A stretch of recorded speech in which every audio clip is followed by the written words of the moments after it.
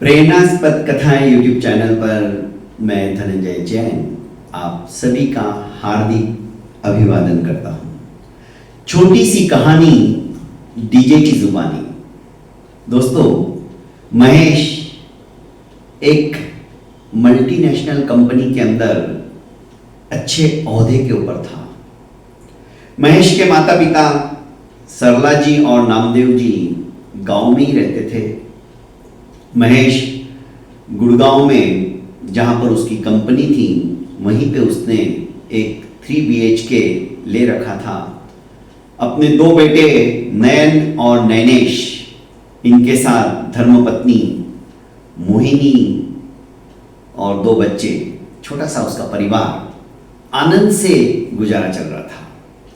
एक दिन महेश ने मोहिनी से कहा कि मोहिनी, मम्मी पापा कल आ रहे हैं। 2 साल हो गए पर उन्हें गांव ही अच्छा लगता है। कह रहे थे कि पोतों की याद भी आ रही है और बहुत समय हो गया, बड़ा मन हो रहा है मिलने का। मोहिनी चुप थी। नयन और नैनेश भी कसम कसमे थे कि अब दादा दादी आ जाएंगे तो उनकी टोका टोकी, ये मत करो, वो मत करो, ये मत खाओ, वो मत खाओ, उन्हें अच्छा नहीं लगता था। मोहिनी को भी जब किचन के अंदर सासू मां कुछ बनाने के लिए कहती तो ऐसा मत, ऐसा कर, ऐसा नहीं, ऐसा होना चाहिए, इतना ही नमक मिर्च डालना चाहिए, थोड़ा कम नमक डालना चाहिए, ब्लड प्रेशर नमक से ही बढ़ता है, ज्यादा मीठा मत खाओ, दुनिया भर का ज्ञान हर चीज के अंदर सरला जी दे दिया करती थी। नामदेव जी भी अपने पोतों को कुछ ना कुछ गांव की बातें सुनाते रहते थे, जबकि इन बच्चों को शहर की बातें, शहर का रहन सहन, शहर का पहनावा, यही सब कुछ अच्छा लगता था। पर अपने पिता महेश जी की वजह से चुप थे, क्योंकि महेश जी अपने पिता को, वे जानते थे दोनों बच्चे कि ये तो दादा दादी को भगवान से भी ज्यादा मानते हैं, पूजते हैं।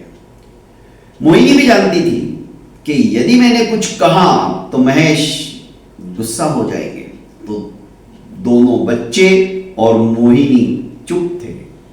पर उन्हें अच्छा नहीं लग रहा था। ऐसा नहीं कि महेश समझ नहीं रहा था, उनके चेहरों को भाप गया था। पर महेश ने कह दिया कि वे जितने दिन यहां पर रहेंगे उन्हें किसी तरह की कोई तकलीफ नहीं होनी चाहिए, कोई शिकायत मेरे कानों में नहीं आनी चाहिए, नहीं तो मुझसे बुरा कोई नहीं होगा। बच्चे भी सहमे हुए थे, मोहिनी भी सहमी हुई थी। और दूसरे दिन सरला जी और नामदेव जी आ गए। जोरदार स्वागत किया, क्योंकि 3 BHK था तो इसमें एक रूम महेश ने अपने मम्मी पापा के लिए भी रखा था। सारी सुख सुविधाएं महेश ने अपने मम्मी पापा के अनुसार उस रूम के अंदर आयोजित करके रखी थी। 8-10 दिन व्यतीत हो गए। अपने रूम के बजाय नामदेव जी, मतलब उनके दादाजी, बच्चों के रूम में जाते थे और गांव के किस्से सुनाते थे। अनमने मन से वे सुनते भी थे, क्योंकि महेश के कारण से, मतलब उनके पिताजी के कारण से कुछ बोल नहीं पाते थे। अचानक एक दिन ऑफिस से जब महेश घर पर आता है, चहकता हुआ आता है कि पिताजी, तुम्हारे बेटे को कल बेस्ट एम्प्लॉय का अवार्ड मिलने वाला है और पूरे परिवार को वहां पर आमंत्रित किया है। ये खबर सुनकर पिता, कौन ऐसा पिता होगा जिसका कि हृदय गर्व से फूला ना समाए। माता पिता सरला जी और नामदेव जी बड़े खुश हुए। मोहिनी और दोनों बच्चे भी बड़े खुश हुए। पर जैसे ही उन्होंने कहा कि पूरे परिवार को आमंत्रण दिया और पिताजी माताजी आपको भी चलना है, तो इन दोनों ने कहा कि बेटा हमें कहां ले जा रहे हो उस कंपनी में, हम यही घर पे ठीक है।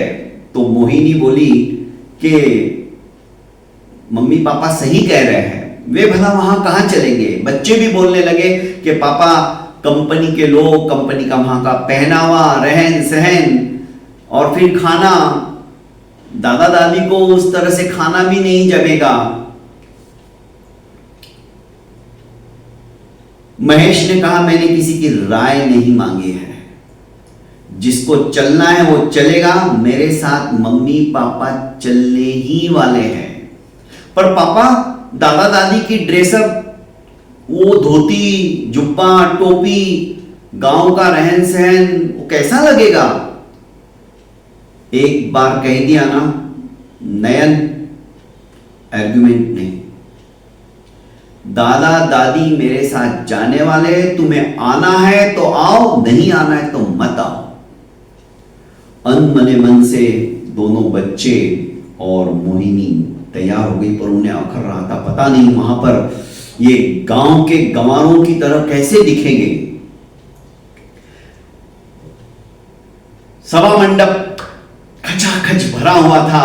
जैसे बेस्ट एम्प्लॉय के अवार्ड का नाम पुकारने के लिए सूत्र संचालक ने माइक अपने हाथ में लिया और महेश को मंच के ऊपर आमंत्रित किया, तो महेश ने सारा श्रेय अपनी अभ्युन्नति का अपने माता पिता को दे दिया। अब एंकर ने महेश के माता पिता को भी मंच के ऊपर बुलाया।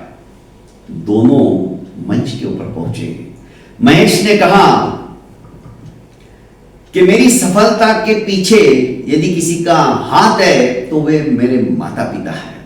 सपना मैंने देखा था कि मैं बड़ा आदमी बनूंगा, पर मेरे उस सपने को साकार यदि किसी ने किया है तो वे मेरे माता पिता हैं। और ऐसा कहते कहते वो पिताजी के चरणों में बैठ जाता है और रोने लग जाता है। सभी सभा के लोग भावुक हो जाते हैं। पिताजी उसे ऊपर उठाते हैं नामदेव जी, और अपनी बाहों में आबद्ध करते हुए उसके हाथ से माइक लेते हैं और कहते हैं कि ये तो हर एक माँ बाप का कर्तव्य होता है कि वे अपने बच्चे को जी जान से पढ़ाए लिखाए और एक योग्य इंसान बनाए। मैंने भी वही किया है, मैंने कुछ अलग नहीं किया, पर मुझे फक्र इस बात का है कि आज मेरी पहचान मेरे इस बेटे की वजह से हो रही है। मेरा बेटा मेरा गुरूर है। और वे भी रोने लगे। पूरी सभा भावुक हो चुकी थी, उनकी भी आंखें नम हो गई थी। लोगों ने देख लिया कि संस्कार सिखाने से नहीं आते हैं, संस्कार घर के माहौल को देखकर मिलते हैं। उनका पहनावा, बच्चे भी सोचने लगे कि इनके पहनावे पे हम जा रहे थे, पर आज पूरी सभा भी तालियों से गूंज रही है और दादा दादी को प्रणाम कर रही है, नमस्ते कर रही है। तो दोस्तों, माता पिता की जितनी ज्यादा सेवा करेंगे, क्योंकि महेश अपने माता पिता का कलयुग का श्रवण था, हमें भी अपने बच्चों को संस्कार देना है तो घर परिवार के अंदर माहौल हमें वैसा तैयार करना पड़ेगा। बच्चे देख देख कर बहुत कुछ सीख जाते हैं। उन्हें थोपने की जरूरत नहीं कि तुम ऐसा करो वैसा करो। जैसे ही अवार्ड लेकर ये लोग घर पहुंचे, बड़ा खुशनुमा माहौल था, बड़े सभी खुश थे। तो दूसरे दिन नामदेव जी और सरला जी जाने की तैयारी करने लगे। तो अब बच्चों ने जिद की, नयन और नयनेश ने कि नहीं दादा दादी आप अब नहीं जाओगे, आप यहीं पे हमारे पास रहोगे और अच्छी अच्छी कहानियां आप हमें सुनाओगे। अब दादा दादी भी बड़े खुश थे और बचपन के महेश के किस्से सुनाया करते थे, क्योंकि महेश ने कहा कि मेरा जीवन आज कुछ है तो मेरे माता पिता की बदौलत है। क्योंकि हमारी फसल कई बार जल जाती थी, नष्ट हो जाती थी, पर मेरे माता पिता भूखे रहते थे, उन्होंने मुझे कभी भूखा नहीं रखा।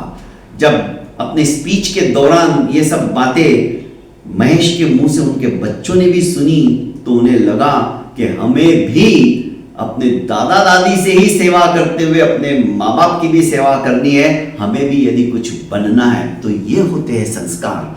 संस्कार बोलने से नहीं आते हैं, संस्कार देखे जाते हैं। संस्कारों की नींव जब अपने से बड़ों को करते हुए जब हम देखते हैं ना, तो हमारा भी मन लालायित हो उठता है कि नहीं, हमें भी ऐसा ही करना चाहिए। और जिस दिन से नामदेव जी और सरला जी आए थे, उस दिन से बच्चे देख रहे थे कि सोने से पहले हमारे पापा दादा दादी के पैर दबाते रहते हैं।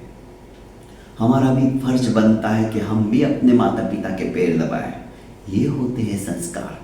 देखा देखी संस्कार बच्चा सीखता है। यदि हम बच्चे को कह के जा दादा की पैर दबा के आ, तो बच्चा शायद नहीं मानेगा। वो प्रैक्टिकल में हमें देखता है और हमारा फिर अनुसरण करता है। बहुत बहुत धन्यवाद दोस्तों। प्रेरणास्पद कथाएं यूट्यूब चैनल को आपने अभी तक लाइक, शेयर एवं सब्सक्राइब नहीं किया है तो कर लीजिए और ज्यादा से ज्यादा अपनों को शेयर कीजिए। प्रणाम।